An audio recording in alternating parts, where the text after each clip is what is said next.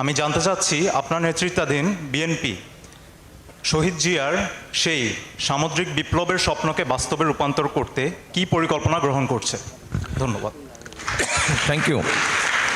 আপনার এই ব্লু ইকোনমির যে প্রশ্নটা করেছেন, এটা বিরাট একটা বিষয়। আমরা যদি দেখেন আমাদের এখানে চট্টগ্রামেই তো শিপ ব্রেকিংয়ের ব্যবসা আছে, এটা ব্লু ইকোনমির সাথে জড়িত।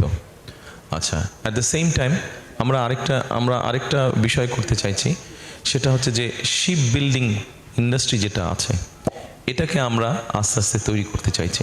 আছে কিছু কিছু ক্ষেত্রে, বাট শিপ বিল্ডিং ইন্ডাস্ট্রিটা এটা লিঙ্ক আছে। এর বাইরে আপনি যদি ধরেন যে আরও আছে, এখন ব্লু ইকোনমি বলতে শুধু যদি আমরা মাছ ধরাকে বোঝাই, তাহলে এটা একটা অংশ।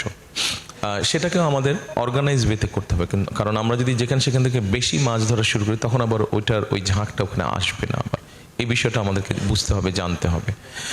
আবার আপনি যদি ব্লু ইকোনমির মধ্যে আরেকটা আসে, সেটা হচ্ছে আপনি যদি ট্রেড অ্যান্ড বিজনেস বাড়াতে পারেন, যেটা সবচেয়ে ইম্পর্টেন্ট। ট্রেড অ্যান্ড বিজনেস বাড়ালে ওখানে আপনার মতন অনেক ইয়াং মানুষ জব অপরচুনিটি ক্রিয়েট হবে ওখানে। কাজে এই সবগুলো বিষয় কম বেশি ব্লু ইকোনমির মধ্যে আছে।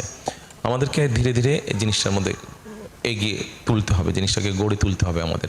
এটা একটা বিশাল সম্ভাবনা বাংলাদেশের সামনে, যেহেতু আমাদের সাথে একদম সমুদ্র লাগানো, আমাদের একটা বিশাল সম্ভাবনা।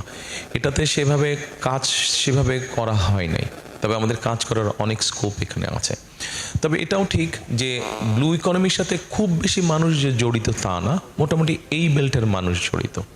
সো এখানে আমরা নতুন নতুন অপরচুনিটি যদি তৈরি করতে পারি, তাহলে এখানে আস্তে আস্তে প্রথম আমাদের যেই প্রশ্নটা ছিল যে মাশরুমের চাষ, এরকম ছোট অনেক এন্টারপ্রেনার এখানে আস্তে আস্তে জয়েন করবে। আমরা জিনিসটাকে এইভাবেই দেখছি। Thank you.